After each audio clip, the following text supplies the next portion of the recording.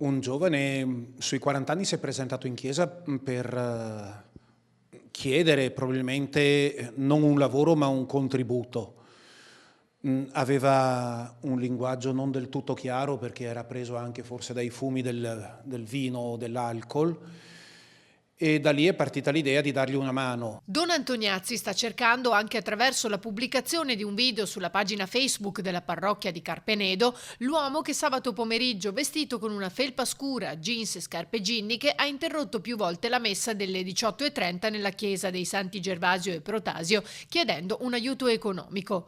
Lo sta cercando perché possa trovare un lavoro, non ottenere un contributo. L'impressione che noi abbiamo avuto è che lui cercasse finanziamenti, questi contributi particolari con i quali io non riesco ad essere d'accordo. Anche per questo Don Gianni ha accelerato un progetto che era già in fase di sviluppo e che ora partirà. Abbiamo dato un'accelerazione notevole per l'organizzazione di un corso, abbiamo sentito una società di Oderzo, il GIF, che si è reso disponibile per organizzare qui in patronato un corso per meccanici.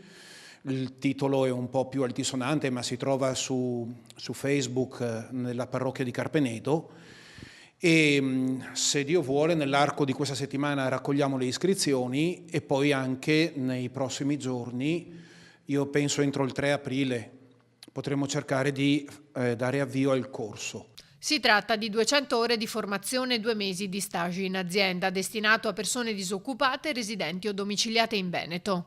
Questo corso che io chiamo di meccanici per automobile è certamente aperto subito al lavoro perché qui intorno a noi tutti i meccanici chiedono manodopera ed è facile immaginare che se una persona ha un po' di buona volontà, la disposizione d'animo necessaria, il corso lo porta subito al lavoro. Abbiamo bisogno di dare una risposta diversa da quella di un contributo pubblico. Noi non crediamo che una persona possa vivere senza assumere la fatica di una responsabilità quotidiana. Senza di questo non c'è neanche la persona umana.